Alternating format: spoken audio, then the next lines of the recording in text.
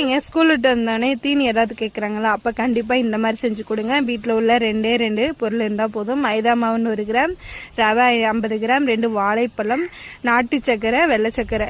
நாட்டு சக்கரை பத்தாதனால நான் வெள்ளை சக்கரை கொஞ்சம் சேர்த்துருக்கேன். லைட்டாக சால்ட்டு சேர்த்து 10 நிமிஷம் நல்லா ஊற விட்டுட்டு, நல்லா ஊற விட்டிங்கன்னா நல்லா சாஃப்டாக வரும், நல்லா பஃபியாக வரும்.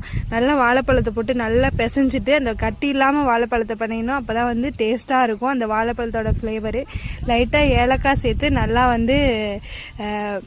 கிளறி விட்டுட்டு எண்ணெய் நல்லா காஞ்சக்கப்புறம் நல்லா ஒரு கரண்டி எடுத்து நல்லா ஒரு குழி கரண்டி நல்லா விட்டு எடுத்திங்கன்னா சூப்பராக நல்லா புஃபியாக சூப்பராக வெந்திருக்கும். உள்ளுக்க நல்லா சாஃப்டாகவும் இருக்கும், ரொம்ப இதாகவும் இருக்காது. இந்த மாதிரி உங்களுக்கு பிள்ளைகளுக்கு செஞ்சு கொடுத்துருவீங்கன்னா மறுபடியும் கேட்பாங்க. ரொம்ப ஹெல்தியும் கூட. மறக்காமல் ட்ரை பண்ணி பாருங்கள். என்னோடய சேனல் சப்ஸ்கிரைப் பண்ணிக்கோங்க. என்னோடய ரெசிபி பிடிச்சிருந்தா கண்டிப்பாக